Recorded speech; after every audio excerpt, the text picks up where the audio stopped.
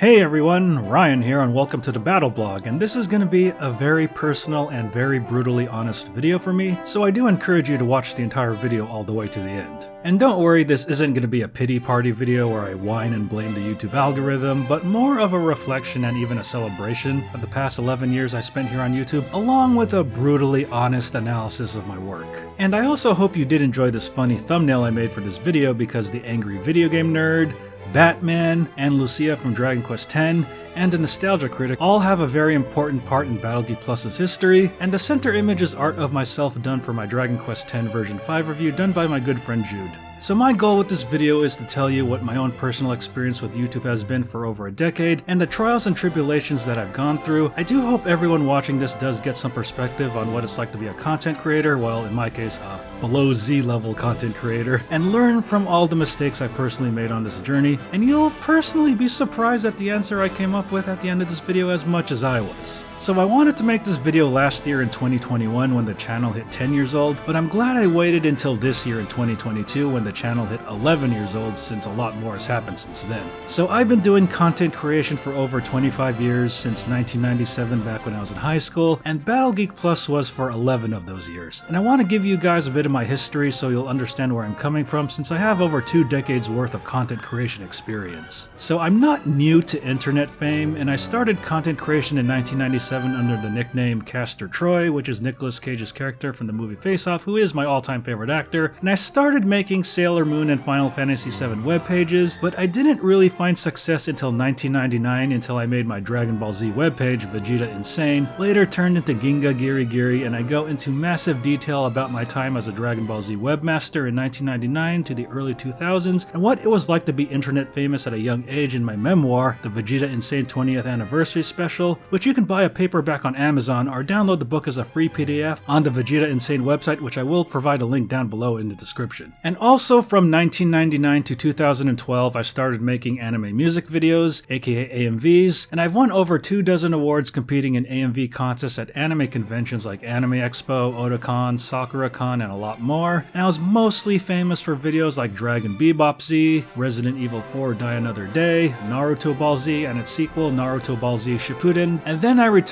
from AMVs in 2012 to pursue YouTube, and I can't really show any AMV footage here because of Content ID and Toei Animation nuked 2 of my old AMV channels already, but you can view all of my AMVs and my AMV awards at my site Ginga GIRI, which I will provide links in the description below. And back then there was no money to be made doing content creation, and before YouTube people made content for the fun of it and to express themselves, and this was a time where clout was more important than money, and I never really made any money doing Dragon Ball Z websites or anime music videos, and the closest I ever came to making money was with anime music videos back in Anime Expo 2011, where I won the AMV contest, and I won about $1,500 in prize money with my Phoenix Wright Anime Attorney video. But other than that, I was never paid back in the day. However, the skills I learned doing Dragon Ball Z websites landed me a job as a full-time web developer in the year 2000, and my experience doing anime music videos landed me work in the film industry, which I will talk about in a future vlog. So my history with YouTube starts back in 2005 when it first came out, and my initial impression of it was this dumb site where people uploaded cat videos, and I started getting more involved with YouTube when people were uploading my anime music videos there and claiming them as their own, so I had to make my own account to combat these people stealing my videos. And then around 2006 I started watching web shows like The Angry Video Game Nerd back when he was the Angry Nintendo Nerd, and I got hooked immediately. And I remember visiting my parents when I was in college around that time and watching AVGN episodes in my room, and my mom was like, "Ryan, is that you cursing at the top of your lungs?" And I told her, "No, I'm watching this guy on YouTube called the Angry Nintendo Nerd who curses out old video games and he's super funny." And then after getting hooked on the AVGN, I started watching way more web shows on YouTube like Mega 64, Screw Attack, RMake21, The Irate Gamer, The Happy Video Game Nerd before he became Stop Skeletons from Fighting, Smosh, Happy Slip, Classic Game Room, and a whole bunch of other shows. And in 2007, I started watching watching way more YouTube than actual TV. And YouTube felt like this new world of wonder, and the early days of YouTube from like 2007-ish were like the Wild West of content, far before it was ruled by influencers and clout chasers. And these weren't guys with studios and super huge budgets. Like, these were people with cheap cameras making super entertaining videos right out of their apartments, their houses, and their basements. And knowing these were just normal people and not high-paid celebrities is what made early YouTube so much more fun and relatable, because these were normal people like you and me, and it made you think, if they can do it, I can do it too. And people don't come to YouTube to see Brad Pitt and Will Smith. They come to see normal Joe Schmoes like you and me being silly on camera. So in 2008, my dad passed away, and I started watching The Nostalgia Critic on That Guy with the Glasses, aka Channel Awesome, which really helped me get through that time. And I remember being there when the That Guy with the Glasses website first opened, and I watched every single video that came out there. And I remember very vividly seeing Angry Joe, Linkara, Benzai, Lindsay Ellis,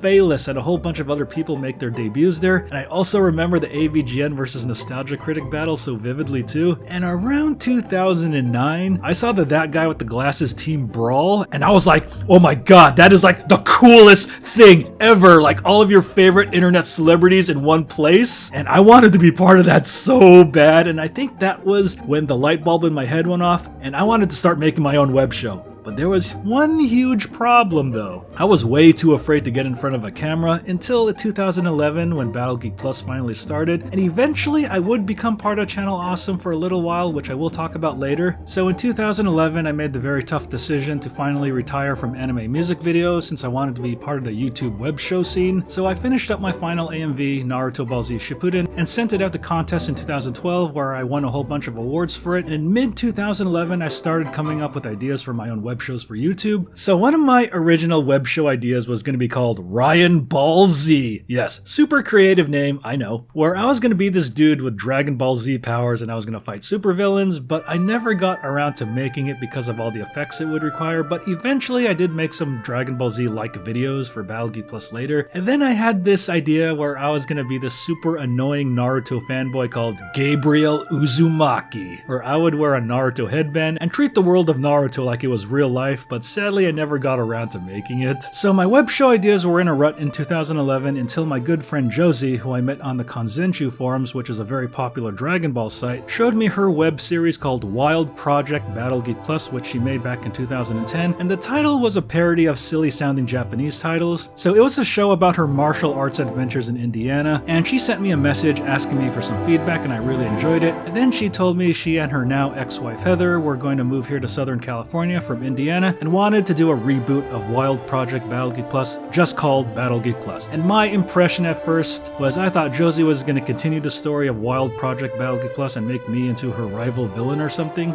And thanks to Josie, I didn't really need to come up with a show name because Battle Geek Plus sounded super cool and catchy enough. Definitely far better than Ryan Ball Z or Gabriel Uzumaki. So my intentions with Battle Geek Plus have always been monetary, and I just want people to realize that there's nothing wrong with wanting to make money doing something you love. Because I remember in 2011, I watched a panel with Spoonie, Angry Joe, and Doug Walker talking about how they do their shows for a living, and I wanted that so bad. And I worked in the film industry from 2008 to 2010, and I always had to work on other people's projects, so the notion of being able to make a living doing my own silly videos was so appealing to me. Why not get paid to give yourself a better life and just to be yourself on camera? And my favorite movie director is Kevin Smith of Clerks, Jay and Silent Bob, and Chasing Amy fame, who I did meet at the Clerks 3 convenience store, so that was one big thing on my bucket list that I scratched off. And Kevin Smith says he gets to be himself for a living, and I was hoping the third time would be the charm since I did Dragon Ball Z websites and anime music videos just for the fun and the clout, and I was hoping YouTube would finally be the one where I can make a living being myself, and would be my third attempt at self-employment since in the past I was a full-time web designer and a freelancer in the film industry, so yeah, third time was gonna be the charm, right? So my main three web show influences are Mega 64, the angry video game nerd, and despite what people think of him, and even despite what I think of him nowadays, Doug Walker, the nostalgia critic. And in each of my videos, you can notice that I do isms of all three of them in my videos. I do Mega 64 ism type skits, and then I do AVGN and Doug Walker isms where I yell and scream like them a lot, and you can clearly see all of their styles, which I adapted for my own videos. What? They liked the game? best Dragon Ball game ever?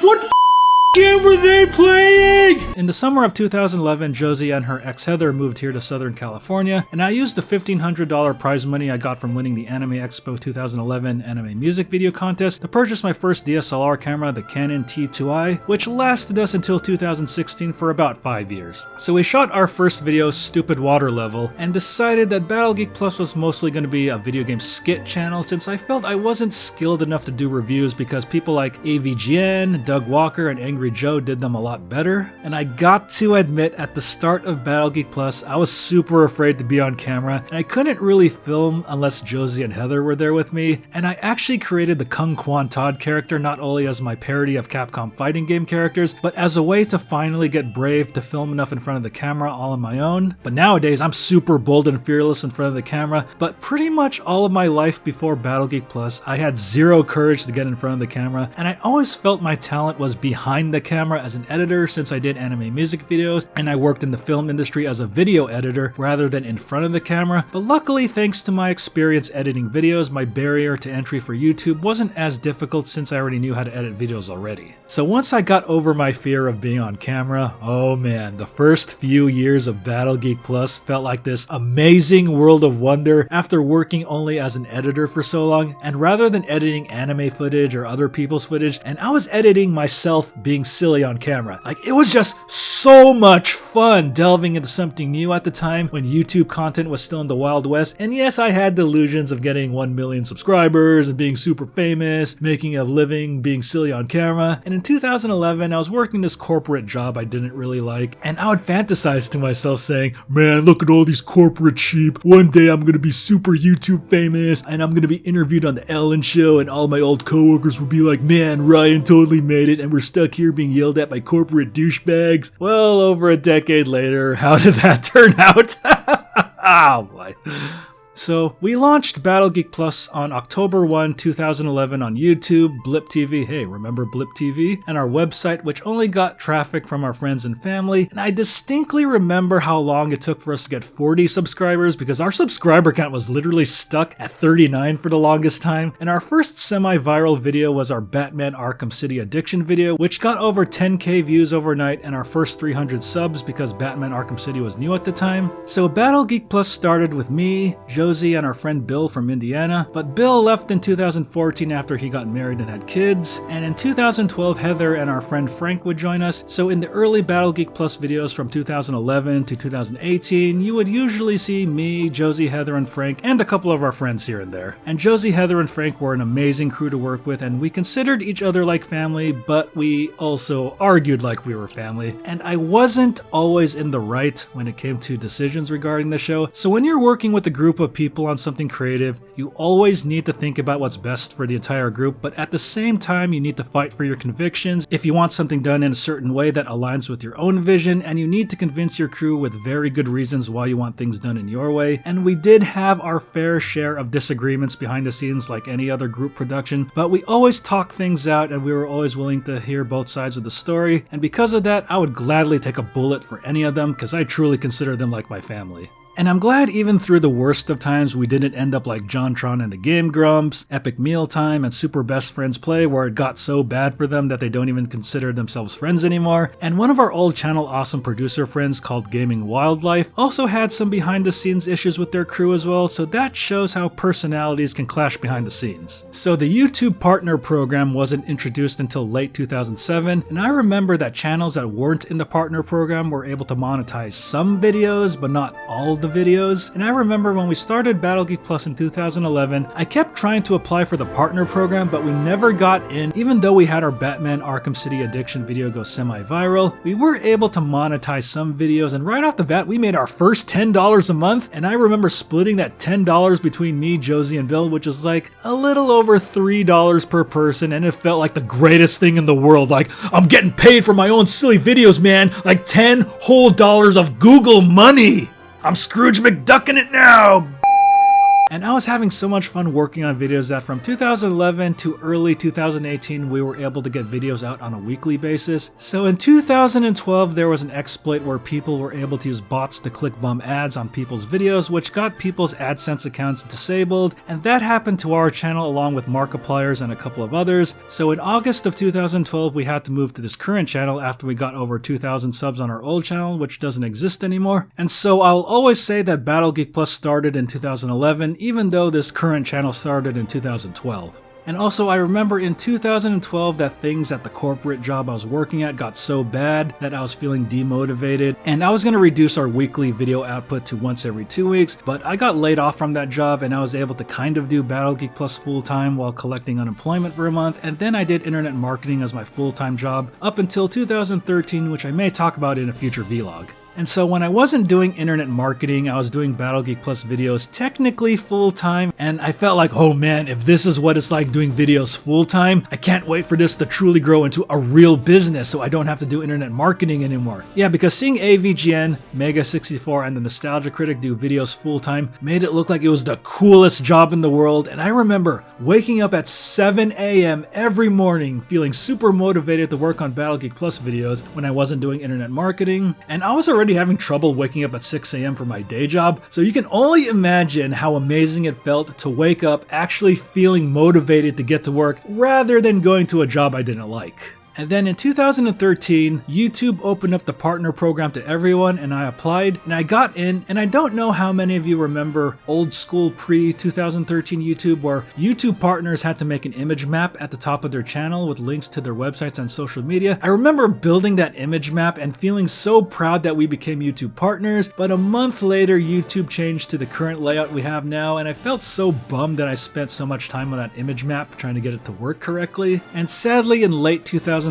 my internet marketing business ran into a lot of problems to the point where I needed to quit, and then I had to get a real job again, but luckily I still found the time to work on videos, and in 2014, Channel Awesome was doing another talent pickup, and I applied and made it onto the site with another 40 producers out of over 1,200 plus submissions. So within only 3 years of starting Battle Geek Plus, me and my crew were able to become part of Channel Awesome, and also earlier in the year we went to E3 2014 and made our first brand deal with Nintendo to produce a video for them and PDP for the wired fight pads, so we were living the high life in 2014 with only around 1,500 subscribers, man. But sadly, this is where the whole dynamic of the show changed, as now we had more eyeballs looking at us, and now we wanted to grow from this silly skit show to a fully legitimate business. Me and my crew started having a few disagreements behind the scenes, and Josie, who actually had good marketing experience, actually sat us down and told us what the problem with our show was and why we weren't getting the views we thought we deserved. So the big problem was we didn't stick to just one thing, and we tried to do so many other things. Like one week we would have a Kung Quan Todd skit, and then the next episode we would have a normal skit, and then the week later we would have a Let's Play, which really showed no consistency. So we decided to do a Let's Play show, which actually did really well. And then also in 2014 we did our first review show, Awesome Video Game Memories, which became the flagship show of the channel. And our first episode was the TMNT arcade episode with me, Josie, and Frank. And then Awesome Video Game Memories took over the Let's Play show in popularity, so in 2017 I decided to shut down the rest of the shows we had and wanted to just focus on Awesome Video Game Memories.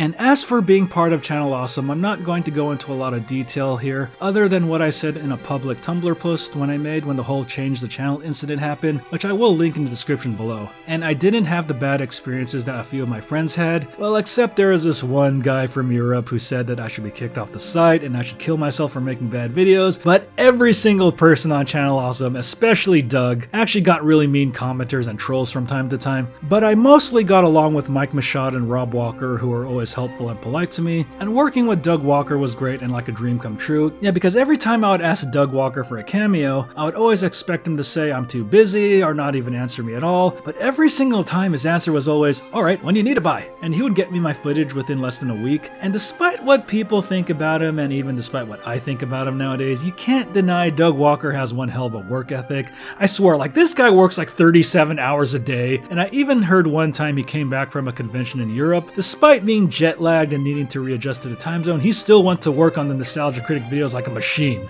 So 2017 was what I felt was the most successful year of the channel, and what I also felt was the beginning of the end. So at the start of 2017 we had the adpocalypse, and while we were affected by it, it didn't really last that long because in the spring of 2017 we did our Nintendo vs Sega retrospective video with Doug Walker that got us over 100k views and jumped our subscriber count from 5,000 to over 7,000, and I was also focusing more on awesome video game memories which got us a lot of views, and while it wasn't thousands and millions of views, we were getting enough views in 2017 to realize that we were on the right track, and if we kept things up we can grow more and more, kind of riding the momentum of our Nintendo vs Sega video. But however, by the fall of 2017, I was starting to feel really unhappy and burnt out since the only thing I was doing was making videos, and even told myself, man, I wish I could take a 2-month break from this. And that's something that I would never say at the early years of Battle Geek Plus, man. So kind of ironically, while we were getting the most views and subs in 2017, and this was the most unhappy I felt with the show because I felt like it was beginning to really take over my life. I was just so determined to make it out there and finally make this my real job, and I wasn't really giving myself time to do anything else,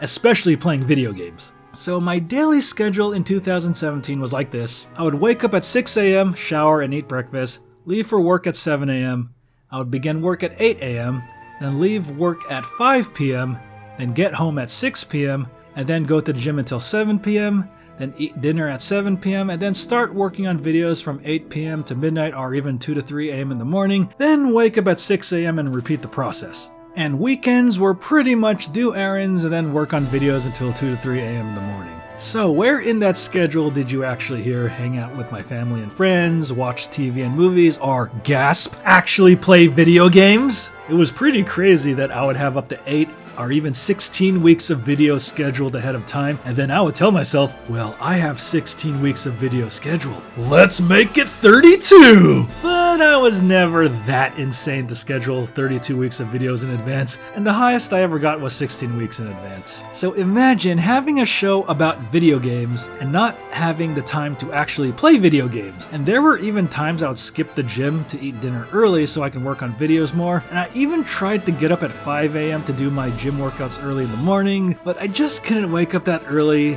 and stay awake on the treadmill or lifting weights. Like, just imagine how bad it would have been if I fell asleep on the treadmill, and I would probably get launched off it like a Jackass skit. So I decided to force it upon myself that every single night from 10 p.m. to midnight, that would be my game playing, my YouTube watching, my TV and movie show watching time, and I would do no video production during those hours. And it really helped me relax more, and it's still a practice I do to this day, although I did move all my game playing and leisure time to pretty much after dinner till whenever I go to bed. So with all of the views and subs we got in 2017, we started off 2018 pretty strong, and now this is the year that really started the beginning of the end. So in the spring of 2018, the Change the Channel document came out, exposing a lot of the terrible behind-the-scenes issues and allegations against Channel Awesome, and reading that was so heartbreaking that it made me quit being part of Channel Awesome, and I couldn't support them anymore. Like, it was so devastating that these people who I saw as my heroes were bad people behind the scenes, and I wanted to support my friends on the site who were abused, and I did witness some of it during my time there, but I didn't really respond to it since it didn't involve me. And then so all of the momentum that I built in 2017 came crashing down to a halt in 2018, which I still haven't recovered to this day. And I'm sure you've heard people say, well, other producers grew bigger when they left Channel Awesome. But sadly that didn't happen for me, and it showed the parasitic relationship between me and Channel Awesome, with me being the parasite. And I could have stayed on Channel Awesome like my pal Guru Larry, hello you, who just decided to stay there as a joke, but in good conscience I just couldn't do it. And I did have plans to do more console wars like videos with Doug Walker, and I was planning to do an N64 versus Saturn versus PlayStation crossover with him as the next one, but sadly that will never come to be. And all my views plummeted after leaving Channel Awesome, and since I had a ton of videos scheduled in advance, I decided to spread them out in 2-week intervals, and I was so depressed over the whole Change the Channel incident that I didn't edit any new videos for over 6 months. So I actually used this time to catch up on movies, games, and TV shows, and I was able to watch the entire Fist of the North Star anime during this time. And I also worked on my first book, A Winner Is You, and started prepping awesome video game memories for Amazon Prime. And I thought Amazon Prime would be the YouTube killer, and I was actually making $90 to $200 a month from them from 2018 to 2021, but they removed all of my videos in 2021, and I highly do not recommend Amazon Prime for video. And sadly, after the Change the Channel incident and after E3 2018, Josie, Heather, and Frank decided to quit BattleGeek Plus to pursue other things, and I can't really blame them since I was never able to compensate them properly, since any money we made had to go back into the production of the show, and Josie was also beginning her transition process, and I can't blame her for not wanting to be associated with her dead name anymore. And I remember Josie saying when we got onto Channel Awesome in 2014 that she was only hoping to work part-time at Best Buy if the show made enough money, but sadly I was never able to make that happen for her. We got a little closer in 2017, but it wasn't enough for any of us to go part-time at our day jobs, so I felt like this huge, gigantic failure. But luckily I'm still great friends with Josie, Heather, and Frank, and they moved an hour north of me to Los Angeles, so I only see them a few times a year now. So it was like an amicable divorce, and we don't really need BattleGeek Plus to keep us together, and like I said before, I still consider them like family and will gladly take a bullet for any of them. Now it felt like the show was more of an obligation rather than something fun to do. I still had some optimism that this would be a full-time gig for me, but I was never able to recover from leaving Channel Awesome, and the writing was on the wall that maybe I should cut my losses and move on to something else.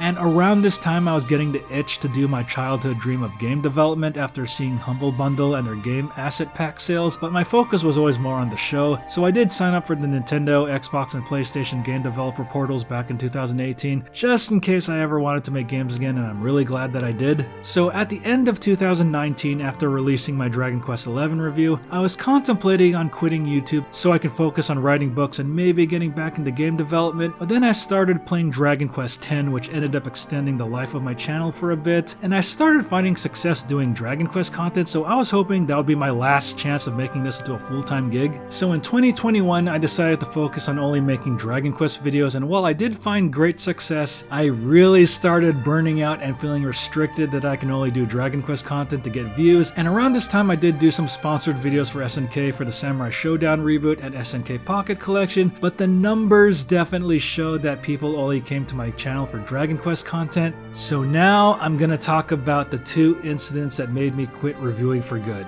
The first one was the Dragon Quest 35th anniversary livestream. So for the past year, I was heavily promoting Dragon Quest X in hopes that Square Enix would localize it in English, and all of my Dragon Quest X videos got good views. Now I wasn't expecting any news of a Dragon Quest X localization, and I was mostly expecting we get a Dragon Quest X version 5.5 release date, but we did get a version 6 announcement. And then the straw that broke the camel's back was seeing that dreaded text. There are no plans for a worldwide release. Like seriously, what the And seeing that text felt like a massive slap to the face to the entire Dragon Quest fandom who's been waiting a decade for over Dragon Quest X to come out, and it felt like all of my efforts were for nothing. And I didn't express this to my friends or in public at the time, but I honest to God felt really devastated that this amazing game, which has grown to be one of my favorite games of all time, was not going to be localized in English, and so many people were going to be missing out by not playing it. And you know what? I knew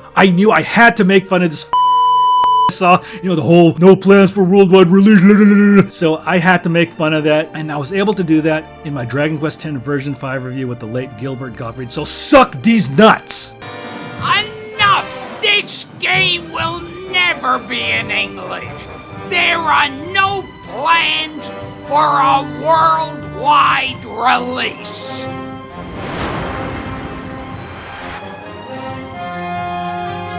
I'm sorry, I just got a little emotional there. But suck these nuts! And luckily, the Dragon Quest X Clarity project was made in a response to this absolute horse. But I couldn't even begin to fathom how terrible I felt seeing that announcement and feeling like all of my efforts were going to waste. Now for the thing that finally made me quit reviewing for good, the Dragon Quest X version 5 review. And while I do consider this video my best work, there were quite a lot of issues behind the scenes while making it, and a lot of it had to do with the voiceover segments. So if you're one of the people who provided a voice for this video, you're awesome, and I will work with you again in a heartbeat, and a few of you are working with me on my game Popcorn Rocket, which is also great. But however, a few certain people who I will not name held the project back by not delivering me any progress on their lines and just flat out quit on me. And some of the voices in the Dragon Quest X version 5 review are not the first person I hired, and since 2021 was going to be the 10-year anniversary of the channel, I wanted to get the Dragon Quest X version 5 review out on October 1st, 2021, but I ended up delaying it until October 24, which actually did work out better, and I did another 3 Dragon Quest X videos to fill up the rest of October 2021. So I started reaching out to people for voiceover in the spring and the summer of 2021, and some people would just kinda drop off the face of the earth and not contact me for weeks and months, which was very stressful and drove me to the point of tears, thinking I wouldn't get the video done in time for my 10-year anniversary. And I had to confide in a good friend of mine who calmed me down during this ordeal, and luckily a miracle happened when I was able to get replacements for the people who just dropped out of the project, and they did an amazing job which saved it. So I got the final voiceovers on the first week of October, and I was able to get the project done. And once again, I would like to provide my huge, biggest, sincere thanks for people who provided voices for all the project. You're all awesome, and I will work with you again on something else, especially my game projects. And for those of you who dropped out of the project without telling me, or just kind of vanished off the face of the earth, I hold no ill will towards you, and I do wish you the best of luck moving forward, so I'm just gonna let bygones be bygones. And like I said before, I do consider the Dragon Quest X version 5 review to be the best video I ever made, and I got to work with a ton of amazing voice actors, including the late Gilbert Gottfried, and the Dragon Quest X version 5 review is actually listed as one of his final pieces of work on his IMDb page. However, going through that ordeal and having to think about going through it again if I did a Dragon Quest X version 6 review made me go, I quit. Game's over, YouTube. I quit. Wait, Ryan.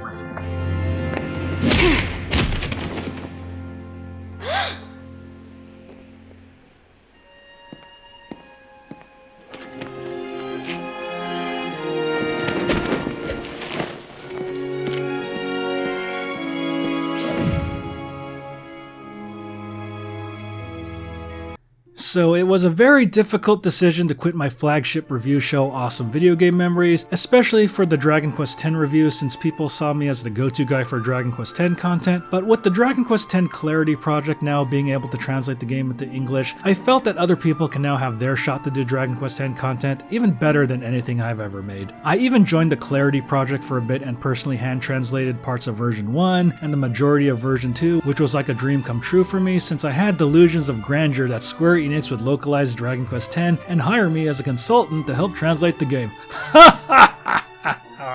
But hey, this is the next best thing, right? So when I made the decision to quit reviewing and quit the influencer scene in 2021, and I felt like another massive failure because ever since I left Channel Awesome, views weren't just going up anymore, and I was getting really sick of doing the same types of videos, and I had this really good thing going on with the Dragon Quest videos, but I eventually burned out, and both the Dragon Quest 35th anniversary and the Dragon Quest X version 5 review made me pull the plug for good, and the writing was pretty much on the wall that after 10 years, YouTube was never ever going to be a full-time gig for me, which in all honesty worked out for the best, and I'll explain why in a bit.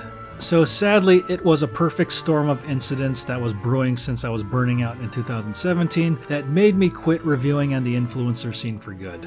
So I decided to finish up these old JoJo's Bizarre Adventures that I shot back in 2019 at my old apartment and release those before I made the full commitment to focus on game development, which is where I am today. I wish I had a gaming channel worth saving. What are you talking about? I sit around reviewing the same games over and over. I always thought you could make a pretty cool game. You're right. I'm living on borrowed time. No more reviewing games. I'm gonna make a game! Alright, so now it's time for a brutally honest overview of my channel and why I didn't quite reach the heights I thought I could achieve, and hopefully you guys won't make the same mistakes. So I have this problem where I tend to get sick of doing the same thing over and over again, which was probably the biggest detriment to the channel. I tend to flip-flop a lot, and YouTube isn't exactly a platform where you're encouraged to do different things, which does make a lot of sense because if you make something that works, YouTube really wants you to repeat that thing and capitalize on its success. So for example, when we did the Batman Arkham City addiction skit in 2011, and Batman Arkham City was popular at the time, we didn't exactly follow up on that with more Batman Arkham City content because after the high amount of views and subs we got from that video in 2011, our views plummeted down again since we didn't follow that up because I honestly had no idea if we can keep on doing Batman Arkham City skits over and over, milking them dry, and eventually Batman Arkham City, like any game, would fade out of relevance. And like I mentioned before, I was releasing different types of videos every week rather than sticking to one thing, which ended up confusing my subscribers. Some subscribers would come for a Kung Quan Todd video, then next week there would be a random skit, and then a Let's Play the next week. So any fan who wanted to see another Kung Quan Todd video would be waiting weeks or even months and wouldn't even check out the rest of my videos. And then when we started doing the Let's Play show, views got more consistent again, and then views got even more consistent when we started doing Awesome Video Game Memories as a weekly show. So you can argue that the entire leaving Channel Awesome and the entire Change the Channel incident wasn't my fault, but I could have stayed on Channel Awesome like Brad Jones and Guru Larry and grew my subscribers even bigger if I did more crossovers with Doug Walker, but for moral reasons and to support my friends who got abused, I had to leave. And sadly, leaving Channel Awesome really killed all the momentum I had for my channel that I built up in 2017, and I still haven't recovered since. But looking back on it, I don't regret my decision, since the most important thing I learned on being on Channel Awesome was to never ever sacrifice your integrity for business and views, and I'm glad I made the decision to stand with my friends, and this should be a cautionary tale that things outside of your control can happen at any time and completely sidetrack and destroy your business just like that, and you always need to have a backup plan just in case. And after leaving Channel Awesome, I did have another opportunity to really grow the channel with Dragon Quest content, and I did for a little while until I fumbled the ball and decided to quit because I was burning out and got devastated by the Dragon Quest 35th anniversary and the Dragon Quest 10 version 5 review. And while I left Channel Awesome for moral reasons, this one I completely took my channel into outer space and nuked it from orbit. You didn't kill Battle Geek Plus. I did. So this one was totally my own fault for not capitalizing more on Dragon Quest content. So when I worked in the film industry, I was always told that things needed to be done on a we need it yesterday mentality, and things need to be done fast, good, and now. So I adopted that mentality coming into YouTube, and if you really think about it, YouTube isn't that much different than the film industry because audiences want things fast, good, and now. And a lot of people blame the YouTube algorithm and the trends, and rightfully so, and while the algorithm is a problem, it's not the problem. The problem, in my opinion, on YouTube is the endless grind culture, and this problem isn't just exclusive to YouTube, but content creation and entertainment in general. And the sad truth is people don't really care how long you spend on a video, and they only care about the final product, which is fair. And YouTube values quantity with hopes that you'll put some quality into it. And I've spoken to a lot of people who do YouTube full-time, and a few of them have told me that they actually worry if they're going to pay their rent on time for the month, and some say it's the best and easiest job in the world, and others have said making YouTube videos is all they can do and they can't do anything else. And I've also had some people say that they want to quit YouTube full-time and work a normal job, but they can't do that or else they can't pay their bills. And I remember hearing this and thinking, you're out of your mind if you want to quit YouTube full-time for a real job, because I'm trying to make YouTube my full-time job. But after 10 years on this platform, I'm beginning to understand that a lot more now. And I don't know how many of you guys know this YouTuber called Mr. Repzian, although I think he goes by Repzian now, but he quit full-time YouTubing to do welding, and I used to think he was crazy at the time, but now I respect his decision. And I remember seeing an interview with PewDiePie and H3H3 saying that being a full-time YouTuber always feels like it's going to come to an end. And sadly, the content I make isn't something I could push out weekly or even daily, even though I was able to do it weekly back in the day. But kind of looking back on some videos, I felt like they can be a bit more polished, but I knew I had to get things out on some arbitrary deadline. And it's kind of funny that YouTube is a platform that punishes creators for actually putting time and effort into their videos, but sadly, YouTube does need to make money to keep the lights on because of their massive bandwidth and storage fees. So the grind culture does make sense from a business standpoint, and that's just kind of how it is. And I probably could have covered more recent games and gaming news and gaming drama, and we used to cover gaming news on our old Waxing Pixels podcast, but now that the old Battle Geek Plus crew left, we don't have a podcast anymore, and I feel like there's way better channels that cover news like Review Tech USA, Birds, Spawnwave and RGT85 and a lot more. And I really don't want to cover every release of Call of Duty either. I did one Call of Duty retrospective for Awesome Video Game Memories and that's it. And I did cover some recent games back when they were new, but I never got the views that the other bigger channels did since they were big enough to get the games early. And I also began to notice around 2020 my on-camera performances haven't been on par with my past ones because my memory hasn't been as good as it used to be anymore, and I have trouble remembering my lines. And I have to admit admit, for the first few years of Battle Geek Plus, I wouldn't even write scripts and I would actually improvise all of my lines, which is a skill that I still wish I had today. I see my past self, man. This dude right here on camera, man. Like, he was a machine. Yeah, man, because he had the fire in his belly, man. Like, he had that desire to prove himself to the world that he could be a full-time YouTuber. And man, I kind of envy that guy on camera, man, right now. You know, I've become all super mellow and jaded over all this stuff. And I also remember from my Dragon Quest XI video, I only wrote about 25% of a script, but I just literally said, you know what, screw it, I'm gonna improvise the whole thing. And I felt that improvising was actually more natural, like I was talking directly to the audience. You know, I didn't need any teleprompters or cue cards, because man, I was like literally staring right at you, talking to you on camera. You know, my eyes focused on you, you know, my eyes like that. And I was just talking on the fly, you know, digging into my own memory, telling you all of my thoughts and feelings right from the heart, man. But since 2020, I literally had to script everything, especially my Dragon Quest X reviews. And yes, I admit this video is entirely scripted, which I'm reading off right now. I can still improv a couple of things here and there, but now I need a script in front of me as a basis to go off of. I was in my 30s when I started doing Battle Geek Plus, but now I'm a super old man in my 40s at the time of making this video. Back in my day, I was able to improv and look at the camera without a script, man. It was like a special skill, oh man. And then these young whippersnappers with their teleprompters, I was able to outpace all of them.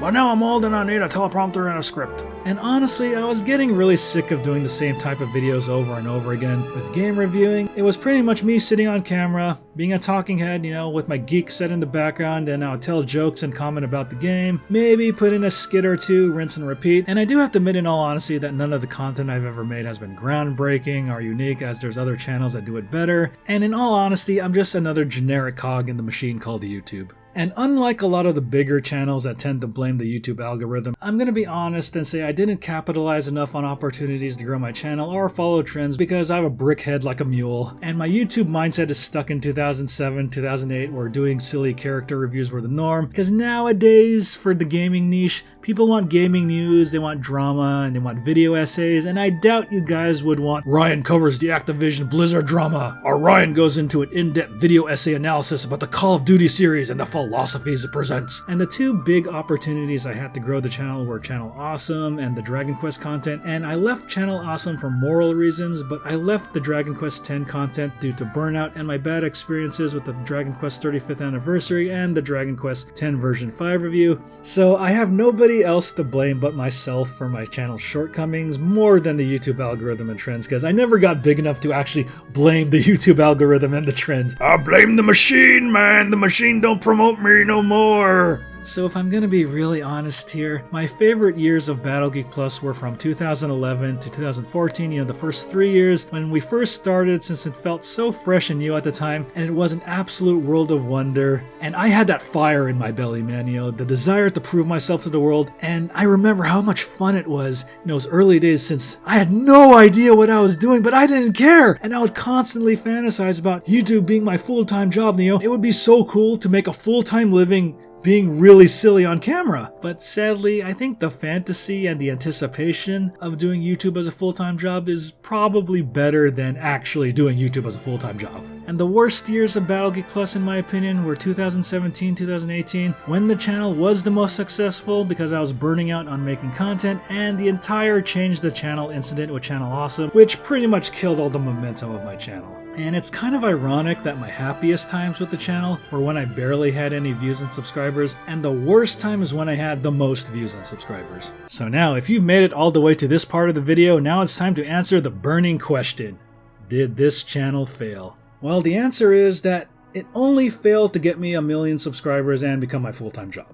But however, in retrospect, the channel has actually been a resounding success.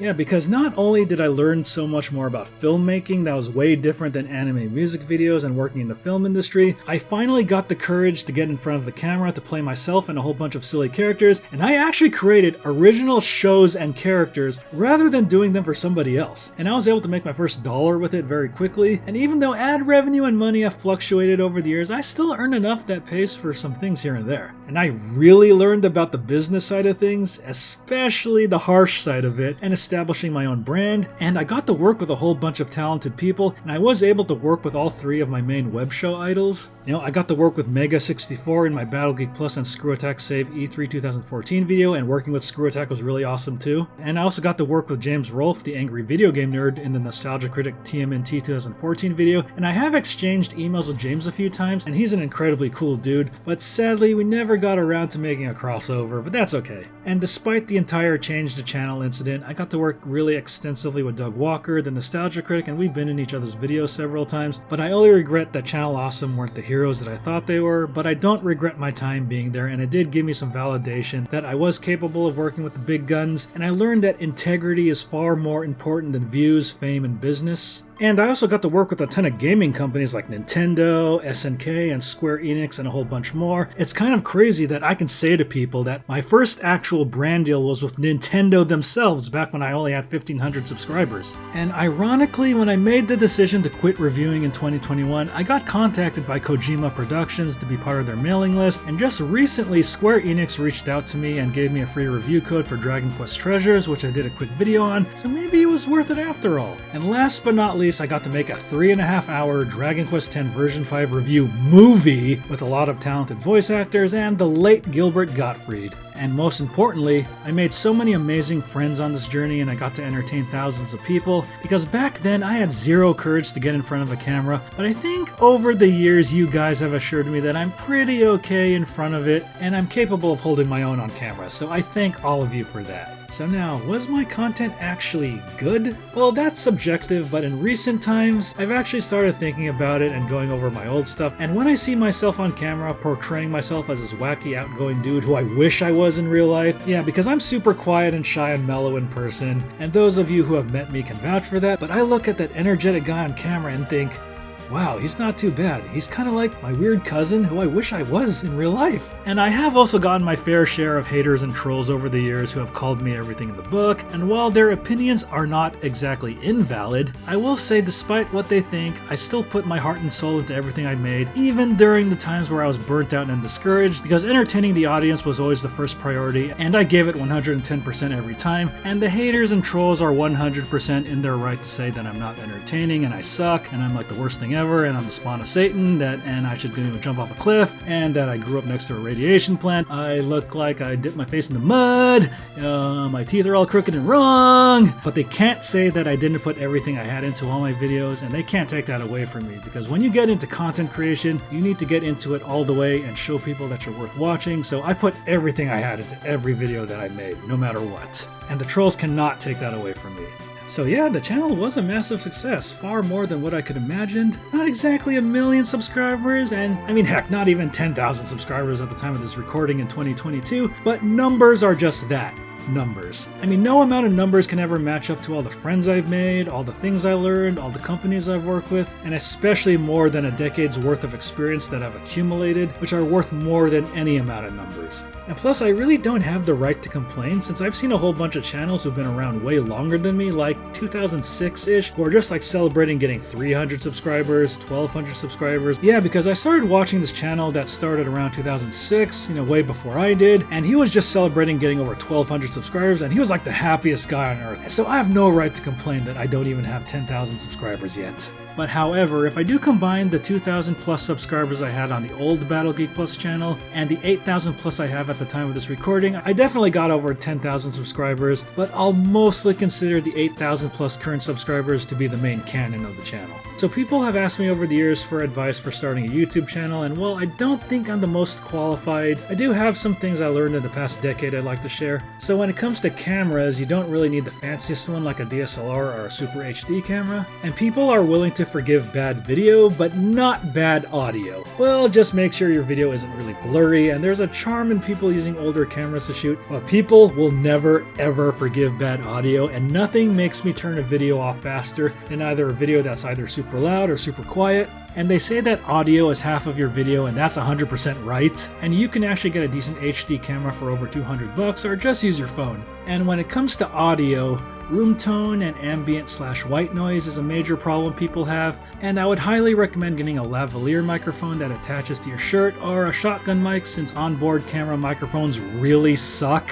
and you can get rid of the ambient white noise with free programs like Audacity. So for editing software, I personally use Adobe Premiere since I've been using it since high school, and I've used stuff in the film industry like Final Cut and Avid, but I've always come back to Adobe Premiere. And there are also free and cheaper options like Sony Vegas, which goes on sale on Humble Bundle from time to time, and DaVinci Resolve, which is completely free. But I feel for every one step it takes to do an Adobe Premiere, DaVinci Resolve takes 3 steps. And I did use DaVinci Resolve to edit videos like the Dragon Quest XI review and the Dragon Ball FighterZ review, but I eventually went back to Adobe, and I'm paying about $52.99 a month for the Adobe suite since I use it with other programs like Adobe Photoshop, Audition, and After Effects, and it's worth it for me since I can write it off on my taxes. And as for video content, the simple answer is just make what you're passionate about and what you know, and in all honesty, the world doesn't need another Mega Man 2 review, but make one anyways. Since your own experience is unique only to you and you can come up with your own words so you can stand out from the rest, and consider all the videos you make as learning experiences and stepping stones, and just don't do certain types of content because they're popular, like drama videos and clickbait videos, because you won't be able to put the passion behind it and you'll come off as fake, which viewers can easily catch right away. And also, don't feel ashamed or bad wanting to pursue YouTube as a full-time career. I know a lot of trolls and haters say that YouTube isn't a real job, and in all honesty, these people are just idiots. Because YouTube isn't just one job, it's actually several, because you're your own writer, your own editor, your own actor, your own accountant. And also, if you do make over a certain amount of money here in the United States,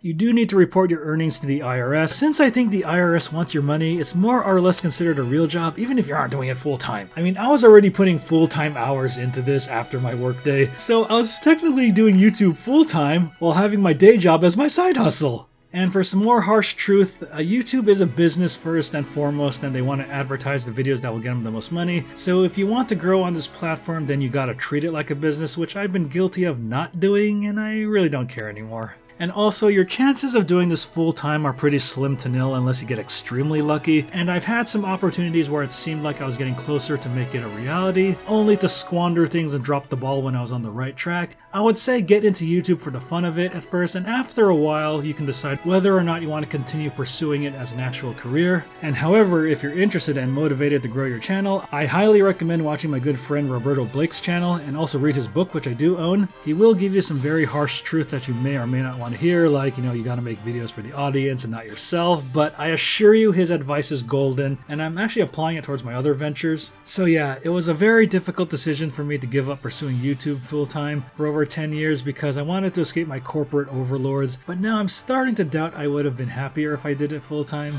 I probably would have been happy for the first few months or years doing YouTube full-time, but then I would buckle under the stress of changing trends and a non-consistent paycheck, and if my old crew was still with me, I'd also have the burden of worrying about their livelihoods, and I would definitely not be able to do game development or write books or do anything else if I were a full-time YouTuber, since I always put so much work into my productions for a platform that wants you to grind endlessly. And considering I'm a person who doesn't like doing the same thing over and over, and I want to move on to things from time to time because I basically flip-flop, I honestly would not survive full-time YouTube, but I still got massive respect for all my friends and all the people who do it full-time and are still surviving. Hats off to all of you. And I do recall reading on Reddit that there was a full-time Let's Player in the UK who went homeless because things on YouTube changed so much and he lost a lot of ad revenue. And I also read there was a lot of Five Nights at Freddy's and Minecraft Let's Players who tried to play other games on their channel, but making videos of other games literally ruined all their views. So that shows the harsh landscape of YouTube as a business. So with all of this knowledge that I gained in the past decade, I know a few of you might be saying, well, you can always make another comeback, don't repeat the same mistakes, you can still capitalize on Dragon Quest content and other new games. No, I don't think I will.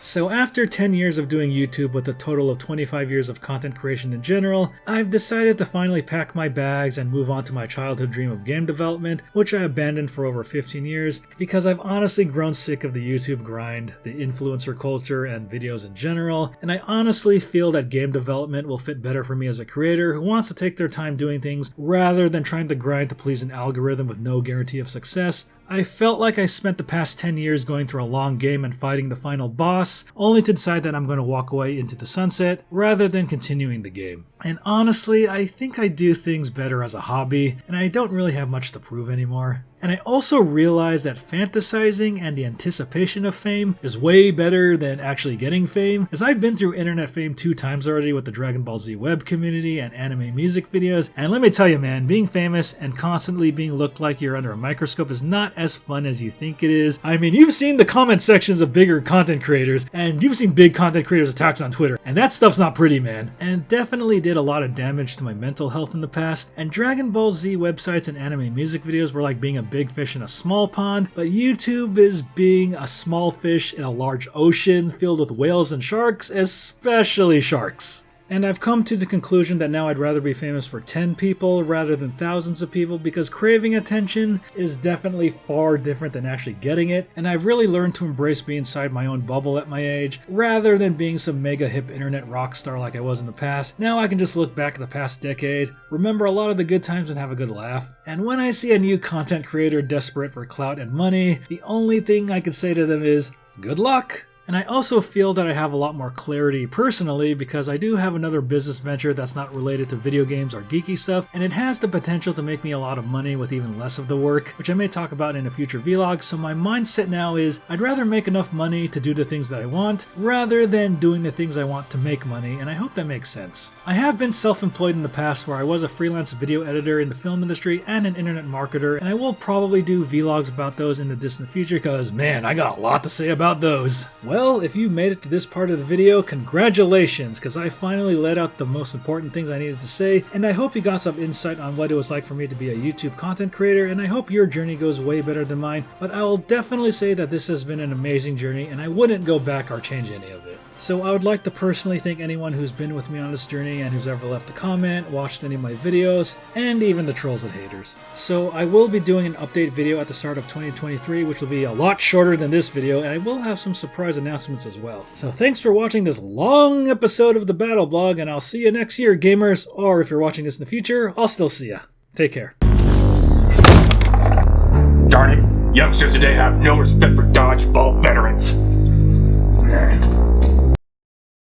Thanks for watching, and I hope you enjoyed this video. Make sure to like, comment, and subscribe, and make sure to check out these other videos, and also make sure to follow me on social media and check out the official Battle Geek Plus website. Take care.